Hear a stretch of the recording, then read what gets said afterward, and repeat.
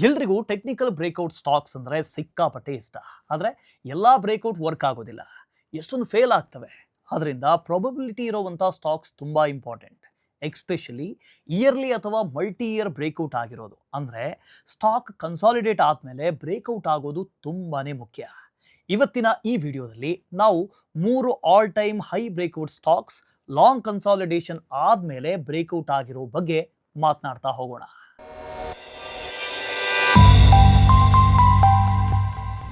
ನಮ್ಮ ಮೊದಲನೇ stock Lemon Tree limited.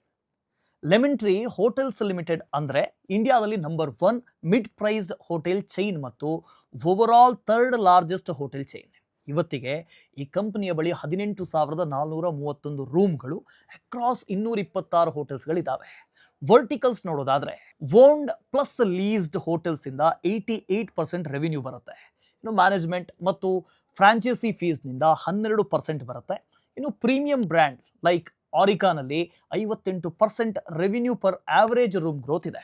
ಇನ್ನು ರೆಡ್ ಫಾಕ್ಸ್ನಲ್ಲಿ 20% ಗ್ರೋತ್. ಇನ್ನು ಯಾವ್ಯಾವ ಸಿಟಿಲಿ ಎಷ್ಟೆಷ್ಟು ಅನ್ನೋದನ್ನು ಗಮನಿಸಿದ್ರೆ ಮುಂಬೈನಲ್ಲಿ 39% ಇದೆ. ಇನ್ನು ಹೈದರಾಬಾದ್ನಲ್ಲಿ 23% ಗ್ರೋತ್ ಇದೆ. ಬೆಂಗಳೂರಿನಲ್ಲಿ 14%. ಇವರ ಪರ್ಫಾರ್ಮೆನ್ಸ್ ಗುರುಗ್ರಾಮ್ನಲ್ಲಿ ತುಂಬಾನೇ ವೀಕ್ ಇದೆ. ಇನ್ನು ಫಿನಾನ್ಷಿಯಲ್ ಪರ್ಫಾರ್ಮೆನ್ಸ್ ನೋಡಿದ್ರೆ ಲಾಸ್ಟ್ 3 ಇಯರ್ಸ್ನಲ್ಲಿ ಕಂಪನಿ ಪರ್ಫಾರ್ಮೆನ್ಸ್ ತುಂಬಾನೇ ಸ್ಟ್ರಾಂಗ್ ಆಗಿದೆ. ಸೇಲ್ಸ್ ಗ್ರೋತ್ 47% CAGR ಇದ್ರೆ, ಪ್ರಾಫಿಟ್ ಗ್ರೋತ್ 62% CAGR ಇದೆ. FY 2026ನಲ್ಲಿ ರೆವಿನ್ಯೂ 316 ಕೋಟಿ ಇದೆ. ಈ ಗ್ರೋತ್ ಸ್ಟ್ರಾಂಗ್ ಆಪರೇಷನಲ್ ಮ್ಯಾಟ್ರಿಕ್ಸ್ನಿಂದ ಬಂದಿದೆ. ಆವರೇಜ್ ರೂಮ್ ರೇಟ್ 6,236 ಅಂದರೆ 10% ಅಕ್ಯುಪೆನ್ಸಿ 72.5% ಇದೆ.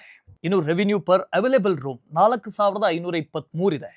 ಹೈಲೈಟ್ಸ್ ನೋಡೋದಾದ್ರೆ ಆರಿಕಾ ಮುಂಬೈನ ಸ್ಟ್ಯಾಂಡ್ ಔಟ್ ಪರ್ಫಾರ್ಮರ್. ಇದರ ಅಕ್ಯುಪೆನ್ಸಿ 76% ಇದೆ. ಎಕ್ಸ್ಪೆನ್ಸಸ್ ಕೂಡ ಹೆಚ್ಚಾಗಿದೆ, ಆದರೆ ಸೇಲ್ಸ್ಗಿಂತ ಕಮ್ಮಿ ಇದೆ. ಟೋಟಲ್ ಎಕ್ಸ್ಪೆನ್ಸಸ್ ಬಂದು 176 ಕೋಟಿ ಇದೆ. ಇನ್ನು ಎಂಪ್ಲಾಯಿ ಕಾಸ್ಟ್ 58 ಕೋಟಿ ಅಂದರೆ 14%. ಪವರ್ ಆ್ಯಂಡ್ ಫ್ಯೂಯಲ್ 21.9 ಕೋಟಿ ಆಗಿದೆ. Thanks to these efficiencies. ಇನ್ನು ಆಪರೇಟಿಂಗ್ ಪ್ರಾಫಿಟ್ 21.7%ನಿಂದ 140 ಕೋಟಿಗೆ ಜಂಪ್ ಆಗಿದೆ. ಮಾರ್ಜಿನ್ಸ್ ಕೂಡ 139 BPSನಿಂದ 44.3% ಇಂಪ್ರೂವ್ ಆಗಿದೆ. ಇನ್ನು ಇಂಟ್ರೆಸ್ಟ್ ಕಾಸ್ಟ್ 13.5%ನಿಂದ 45 ಕೋಟಿ ಕಾಸ್ಟ್ ಕಡಿಮೆ ಆಗಿದೆ. ನೆಟ್ ಪ್ರಾಫಿಟ್ ಸಖತ್ ಗ್ರೋತ್ ಆಗಿದೆ, 140% ಜಾಸ್ತಿ ಆಗಿದೆ, ಅಂದರೆ 48 ಕೋಟಿಗೆ. ನೆಟ್ ಪ್ರಾಫಿಟ್ ಮಾರ್ಜಿನ್ NPM ಈಗ 15.2% ಇದೆ. ಗ್ರೋತ್ ಔಟ್ಲುಕ್ ನೋಡೋದಾದ್ರೆ ಕಂಪನಿ ಟಾರ್ಗೆಟ್ ಇರೋದು 2027ರಷ್ಟರಲ್ಲಿ 20,000 ರೂಮ್ಸ್ನ ಮಾಡಬೇಕು ಅನ್ನೋದು. ಆದರೆ ಈಗಾಗಲೇ ನೆಕ್ಸ್ಟ್ 6 ತಿಂಗಳ ಒಳಗೆ ಇದನ್ನ ರೀಚ್ ಮಾಡ್ತಾರೆ.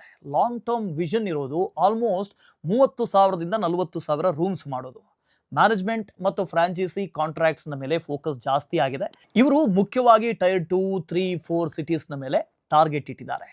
ಕಾರಣ ಏನು ಅಂದರೆ ಕನೆಕ್ಟಿವಿಟಿ, ಹೈವೇಸ್ ಆಗಿರ್ಬೋದು, ಏರ್ಪೋರ್ಟ್ಸ್, ಟ್ರೈನ್ಸ್ ಬೆಟರ್ ಆಗ್ತಾ ಇದೆ ಅನ್ನೋದು.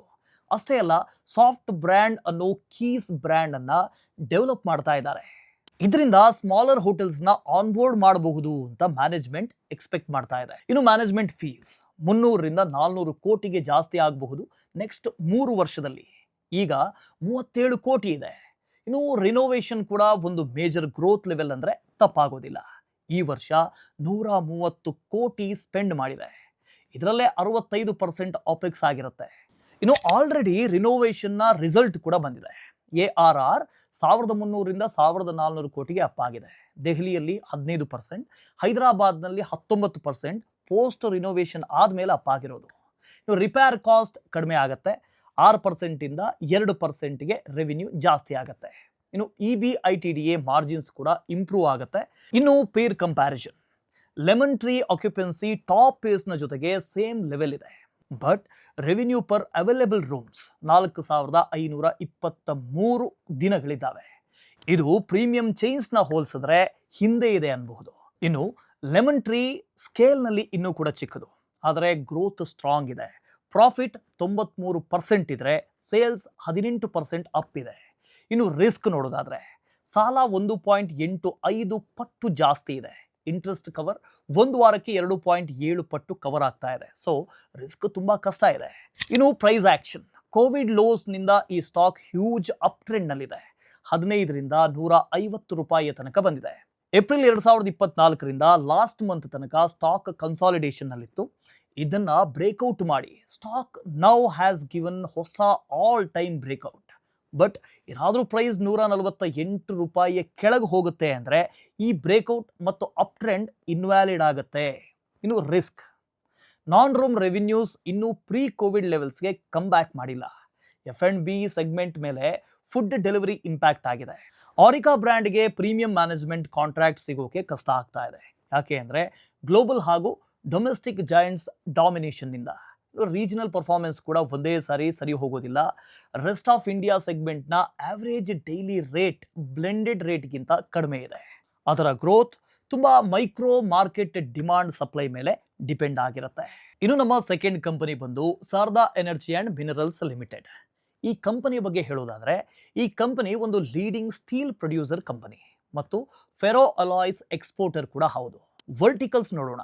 ಎನರ್ಜಿ ಸೆಗ್ಮೆಂಟ್, ಇದರಲ್ಲಿ captive thermal power, waste heat power, commercial thermal power ಮತ್ತು ಹೈಡ್ರೋ ಪವರ್ ಬರುತ್ತೆ.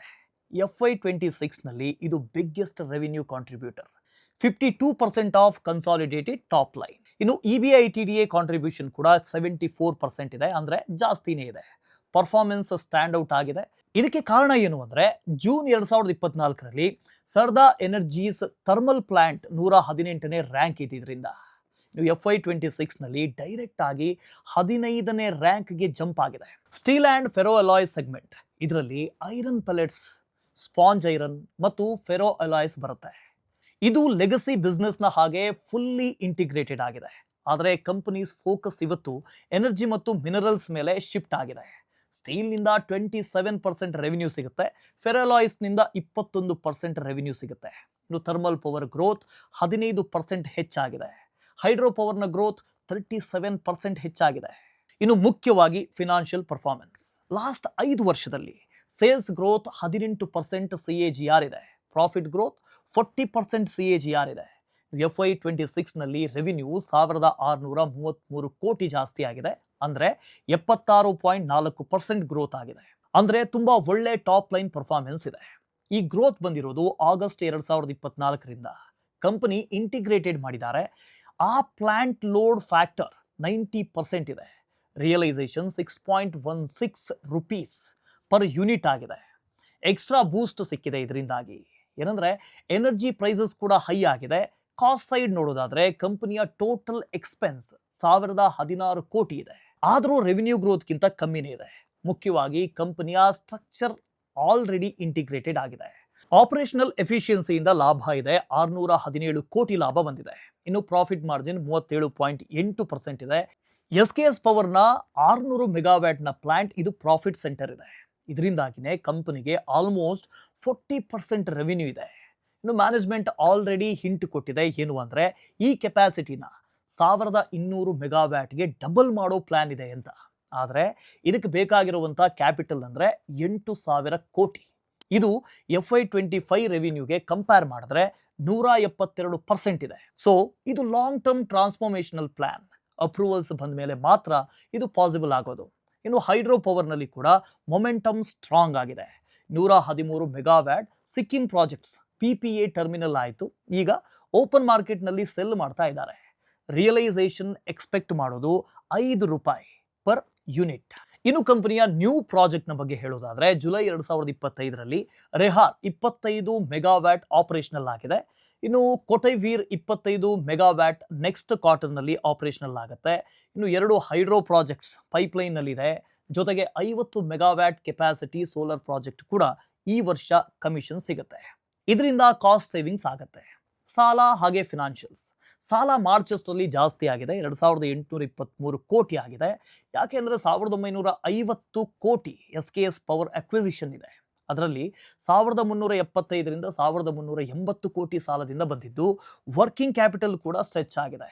ಮೇ ಬಿ ಹೈ ಕೋಲ್ ಇನ್ವೆಂಟ್ರಿ ಮತ್ತು ರಿಸೀವೇಬಲ್ಸ್ ಕಾರಣಕ್ಕೆ ಇರಬಹುದು. ಲಾಭ ಜಾಸ್ತಿ ಆಗಿದ್ರಿಂದ CFO ಅಂದರೆ cash flow from operations 18% growth ಇದೆ. ಬಟ್ ನೆಟ್ ಪ್ರಾಫಿಟ್ 33% ಗ್ರೋತ್ ಆಗಿದೆ. ಇದರಿಂದ CFO NP ರೇಷಿಯೋ 1.43 ಇಂದ 1.26ಗೆ ಡೌನ್ ಆಗಿದೆ. ಇನ್ವೆಂಟರಿ ಒಂದು ಕೀ ವಾಚ್ ಪಾಯಿಂಟ್ ಆಗಿದೆ. ಇನ್ನು ಸ್ಟಾಕ್ ಬಿಹೇವಿಯರ್ ನೋಡೋದಾದ್ರೆ Sardar energy and minerals stock ನ ಹಿಸ್ಟ್ರಿ ನೋಡಬೇಕು.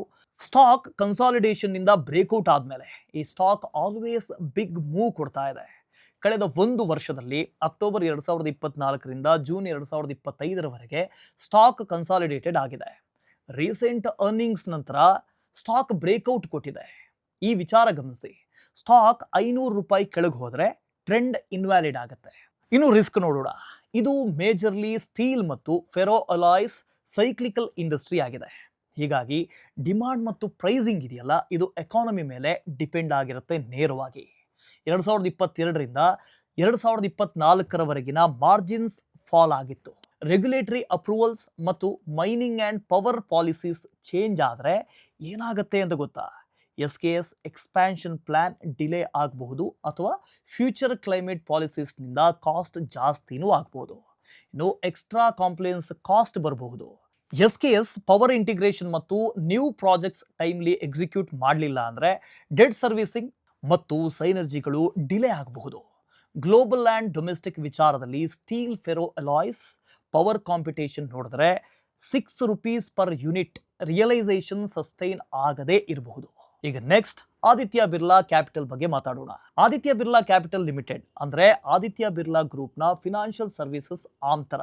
ಬೇಸಿಕಲಿ ಇದು ಒಂದು one stop financial solutions company. Life insurance ನಿಂದ ಹಿಡಿದು ಲೆಂಡಿಂಗ್, ಅಸೆಟ್ ಮ್ಯಾನೇಜ್ಮೆಂಟ್ ಎಲ್ಲವನ್ನು ಕೂಡ ಸರ್ವಿಸ್ ಕೊಡುತ್ತೆ. ಇನ್ನು ಇವರ ವರ್ಟಿಕಲ್ಸ್ ನಲ್ಲಿ ಅಸೆಟ್ ಮ್ಯಾನೇಜ್ಮೆಂಟ್, ಹೆಲ್ತ್ ಇನ್ಶೂರೆನ್ಸ್ ಮತ್ತು ವೆಲ್ನೆಸ್ ಇವುಗಳನ್ನ ಸ್ಟ್ಯಾಚ್ಯುಟರಿ P&L ನಲ್ಲಿ ಲೈನ್ ಬೈ ಲೈನ್ ಕನ್ಸಾಲಿಡೇಟ್ ಮಾಡಲ್ಲ. ಇದ್ರ ಬದಲು ಇದರಿಂದ ಬರುವಂಥ ಪ್ರಾಫಿಟ್ ಆಫ್ಟರ್ ಟ್ಯಾಕ್ಸ್ ಶೇರ್ ಮಾತ್ರ ರೆಕಗ್ನೈಸ್ ಆಗುತ್ತೆ.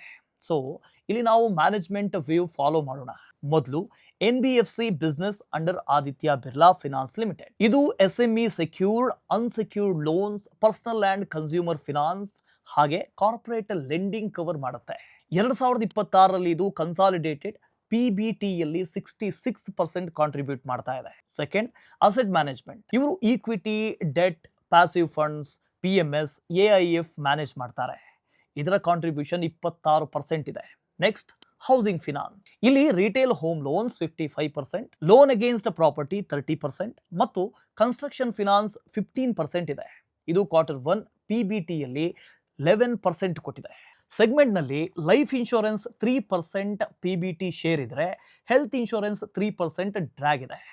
ಹಾಗೆ ಅದರ್ ಫಿನಾನ್ಷಿಯಲ್ ಸರ್ವಿಸಸ್ ಕೂಡ 3% ಡ್ರ್ಯಾಗ್ ತೋರಿಸ್ತಾ ಇದೆ. ಇನ್ನು ಫಿನಾನ್ಷಿಯಲ್ ಪರ್ಫಾರ್ಮೆನ್ಸ್ನ ಬಗ್ಗೆ ನೋಡೋಣ ಬನ್ನಿ. ಕಳೆದ 3 ವರ್ಷದಲ್ಲಿ ಕಂಪನಿ ಸೇಲ್ಸ್ 22% CAGR ಗ್ರೋತ್ ಮಾಡಿತು. ಪ್ರಾಫಿಟ್ ಇನ್ನೂ ಫಾಸ್ಟ್ ಆಗಿ 24% CAGR ಗ್ರೋತ್ ಮಾಡಿದೆ. FY26 ನಲ್ಲಿ ಕನ್ಸಾಲಿಡೇಟೆಡ್ ರೆವಿನ್ಯೂ 13,333 ಕೋಟಿ ಇದೆ. 10 ವರ್ಷಕ್ಕೆ ಗ್ರೋತ್ ಕೊಟ್ಟಿದೆ. ಅಂದರೆ 10% ವರ್ಷಕ್ಕೆ ಗ್ರೋತ್ ಕೊಟ್ಟಿದೆ. ಇದಕ್ಕೆ ಮೇನ್ ರೀಸನ್ ಅಂದರೆ ಲೆಂಡಿಂಗ್ ಪೋರ್ಟ್ಫೋಲಿಯೋ 30% ವರ್ಷಕ್ಕೂ ಜಂಪ್ ಆಗ್ತಾನೆ ಇದೆ. 1.66 lakhs crore ಆಗಿದೆ. ಅಂದರೆ 1.66 ಲಕ್ಷ ಕೋಟಿ. NBFC ಒಂದೇ 22% ಗ್ರೋತ್ ತೋರಿಸ್ತಾ ಇದೆ. ಹೌಸಿಂಗ್ ಫಿನಾನ್ಸ್ ಕೂಡ ಮಾರ್ಕೆಟ್ ಶೇರ್ ಗೆದ್ದಿದೆ. ಇನ್ನು ಡಿಸ್ಬರ್ಸ್ಮೆಂಟ್ 76% ಸರ್ಜ್, AUM 70% ಗ್ರೋತ್ ಇದೆ. ಇದಕ್ಕೆ ರೀಸನ್ ಡಿಜಿಟಲ್ ಮತ್ತು ಡಿಸ್ಟ್ರಿಬ್ಯೂಷನ್ ಪುಷ್. ಲೈಫ್ ಇನ್ಶೂರೆನ್ಸ್ನಲ್ಲಿ individual first year premium 23% growth ಇದೆ. Health insurance GWP 30% growth. ಇದಕ್ಕೆ ಹೆಲ್ತ್ ಫಸ್ಟ್ ಮಾಡೆಲ್ ಮತ್ತು ಡೇಟಾ ಲೆಡ್ ಅಕ್ವಿಸಿಷನ್ ಹೆಲ್ಪ್ ಆಯಿತು. ಆಪರೇಟಿಂಗ್ ಪ್ರಾಫಿಟ್ 1,406 ಕೋಟಿ ಇದೆ. ವರ್ಷಕ್ಕೂ 13% ಗ್ರೋತ್ ಆಗ್ತಾನೆ ಇದೆ. ಇನ್ನು ಕೀ ಡ್ರೈವರ್ ಹೌಸಿಂಗ್ ಫಿನಾನ್ಸ್ ಮತ್ತು NBFC ಇವರು opex to assets ratio improve ಮಾಡಿಕೊಂಡು ಪ್ರಾಫಿಟಬಿಲಿಟಿ ಶೋ ಮಾಡ್ತಾರೆ. ಬಾಟಮ್ ಲೈನ್ PAT 835 ಕೋಟಿ ಇದೆ. ಇದು ವರ್ಷಕ್ಕೂ 10% ಗ್ರೋತ್ ಆಗ್ತಾನೆ ಇದೆ. ಇದಕ್ಕೆ ಕಾರಣ ಸ್ಟೇಬಲ್ NBFC ಮತ್ತು AMC housing finance 82% year on year PBT growth. Health insurance loss half ಆಗೋದು. ಗ್ರೋತ್ ಔಟ್ಲುಕ್ ಅನ್ನು ನೋಡೋಣ. NBFC ಸೆಗ್ಮೆಂಟ್ ನೆಕ್ಸ್ಟ್ 3 ವರ್ಷದಲ್ಲಿ 25% CAGR ಟಾರ್ಗೆಟ್ ಮಾಡ್ತಾ ಇದೆ. ರಿಟೇಲ್ ಮತ್ತು MSME ಮಿಕ್ಸ್ ಇಂಪ್ರೂವ್ ಮಾಡೋ ಪ್ಲಾನ್ ಇದೆ. ಹೌಸಿಂಗ್ ಫಿನಾನ್ಸ್ ಸ್ಟ್ರಾಂಗ್ ಮೊಮೆಂಟಮ್ ಇದೆ. ಇವರು 6-8 ಕ್ವಾರ್ಟರ್ಸ್ ನಲ್ಲಿ ROA 2.2% ತಲುಪುವಂತ ಗುರಿಯನ್ನ ಇಟ್ಕೊಂಡಿದ್ದಾರೆ. ಈಗ ROA 1.59% ಇದೆ. ಇನ್ನು ಫಿನಾನ್ಷಿಯಲ್ ಇಯರ್ 2026ರಲ್ಲಿ ಹೌಸಿಂಗ್ ಫಿನಾನ್ಸ್ಗೆ 250 ಕೋಟಿ ಕ್ಯಾಪಿಟಲ್ ಇನ್ಫ್ಯೂಷನ್ ಆಗಿತ್ತು. ಇದು ಕನ್ಸಾಲಿಡೇಟೆಡ್ PATಯಲ್ಲಿ 30% ಗ್ರೋತ್ ಆಗಿದೆ. ಬಟ್ ಮುಂದಿನ 9 ರಿಂದ 12 ತಿಂಗಳುಗಳಲ್ಲಿ ಫಂಡ್ ನೀಡಿದೆ. ಇನ್ನು ಅಸೆಟ್ ಮ್ಯಾನೇಜ್ಮೆಂಟ್ ಹೊಸ ಈಕ್ವಿಟಿ ಮತ್ತು fixed income AIF products launch ಮಾಡೋದು. ಲೈಫ್ ಇನ್ಶೂರೆನ್ಸ್ 20 ರಿಂದ 25% CAGR ಇಂಡಿವಿಜುವಲ್ ಗ್ರೋತ್ ಟಾರ್ಗೆಟ್ ಇದೆ. ಇನ್ನು VNB ಮಾರ್ಜಿನ್ 18% ಗಿಂತ ಹೆಚ್ಚು ಮಾಡೋದು, ಹಾಗೆ ನೆಕ್ಸ್ಟ್ 3 ಇಯರ್ಸ್ನಲ್ಲಿ ಡಬಲ್ VNB ಮಾಡೋದು ಇವರ ಗುರಿ. ಸಮ್ ಮ್ಯಾಟ್ರಿಕ್ಸ್ ನೋಡೋಣ. NBFC ಬಿಸ್ನೆಸಸ್ AUM 22% ಗ್ರೋತ್ ಆಗಿದೆ ವರ್ಷದಿಂದ ವರ್ಷಕ್ಕೆ. ಡಿಸ್ಬರ್ಸ್ಮೆಂಟ್ಸ್ 18% ರೈಸ್ ಆಗಿದೆ. ಅಸೆಟ್ಸ್ ಕ್ವಾಲಿಟಿ ಇಂಪ್ರೂವ್ ಆಗಿದೆ. ಸ್ಟೇಜ್ 2 ಮತ್ತು 3ರಲ್ಲಿ ಲೋನ್ಸ್ 75 BPS ಡೌನ್ ಇದೆ. ಹೌಸಿಂಗ್ ಫಿನಾನ್ಸ್ AUM 70% ಸರ್ಜ್ ಆಗಿದೆ. ಡಿಸ್ಬರ್ಸ್ಮೆಂಟ್ 76% ರೈಸ್ ಆಗಿದೆ. ಇನ್ನು ROA 15 BPS ಇಂಪ್ರೂವ್ ಆಗಿದೆ. Cost to income ratio 853 BPS down ಆಗಿದೆ. ಅಸೆಟ್ ಕ್ವಾಲಿಟಿ ಕೂಡ ಸೂಪರ್ ಇಂಪ್ರೂವ್ ಆಗಿದೆ. ಸ್ಟೇಜ್ 3 ಲೋನ್ಸ್ 98% ಡ್ರಾಪ್ ಆಗಿದೆ. ಇನ್ನು ಮ್ಯೂಚುವಲ್ ಫಂಡ್ AUM 14% ವರ್ಷದಿಂದ ವರ್ಷಕ್ಕೆ ರೈಸ್ ಆಗಿದೆ. ಈಕ್ವಿಟಿ AUM 11% ಗ್ರೋತ್ ಆಗಿದೆ. ಇನ್ನು ಸ್ಟಾಕ್ ಮೊಮೆಂಟಮ್ ನೋಡೋಣ. Aditya Birla Capital stock first time all time high breakout ಅನ್ನು ಕೊಟ್ಟಿದೆ after 8 years of consolidation. Dow ಥಿಯರಿಯ ಪ್ರಕಾರ ಒಂದು ಸ್ಟಾಕ್ ಮಲ್ಟಿ ಇಯರ್ ಬ್ರೇಕ್ಔಟ್ ಕೊಟ್ರೆ ಅದು ಅಡ್ವಾನ್ಸಿಂಗ್ ಸ್ಟೇಜ್ಗೆ ಎಂಟರ್ ಆಗುತ್ತೆ. ಮೊಮೆಂಟಮ್ ಕಂಟಿನ್ಯೂ ಆಗೋ ಪ್ರಾಬಬಿಲಿಟಿ ಹೆಚ್ಚಾಗಿರುತ್ತೆ. ಬಟ್ ನೋಟ್ ಮಾಡ್ಕೋಬೇಕು, ಸ್ಟಾಕ್ 260 ಕೆಳಗೆ ಹೋದ್ರೆ ಟ್ರೆಂಡ್ ಇನ್ವ್ಯಾಲಿಡೇಟ್ ಆಗುತ್ತೆ. ರಿಸ್ಕ್ ಕೂಡ ಇದಾವೆ. Macro and geopolitical uncertainty, sticky service inflation, RBI rate cuts margins impact ಮಾಡಬಹುದು. ಆದರೆ ಹೆಲ್ತ್ ಇನ್ಶೂರೆನ್ಸ್ ಇನ್ನೂ 36 ಕೋಟಿ ನೆಟ್ ಲಾಸ್ ತೋರಿಸ್ತಾ ಇದೆ. ವರ್ಷದಿಂದ ವರ್ಷಕ್ಕೆ 50% ಇಂಪ್ರೂವ್ ಆದರೂ ಗ್ರೂಪ್ ಲೈಫ್ ಇನ್ಶೂರೆನ್ಸ್ 51% ಡ್ರಾಪ್ ಆಗಿದೆ. ಸೊ ಇದಾಗಿತ್ತು 3 ಬ್ರೇಕ್ಔಟ್ ಸ್ಟಾಕ್ಗಳ ಬಗ್ಗೆ. ಹಾಗಾದರೆ ನೀವು ಯಾವ ಬ್ರೇಕ್ಔಟ್ ಸ್ಟಾಕನ್ನು ಟ್ರ್ಯಾಕ್ ಮಾಡ್ತಾ ಇದ್ದೀರಾ? ಕಮೆಂಟ್ನಲ್ಲಿ ತಿಳಿಸಿ. ನಮ್ಮ ಚಾನಲ್ನ ಸಬ್ಸ್ಕ್ರೈಬ್ ಮಾಡಿ ಇದೇ ಥರದ ಇನ್ನಷ್ಟು ಇನ್ಫಾರ್ಮೇಟಿವ್ ವಿಡಿಯೋಗಳಿಗಾಗಿ.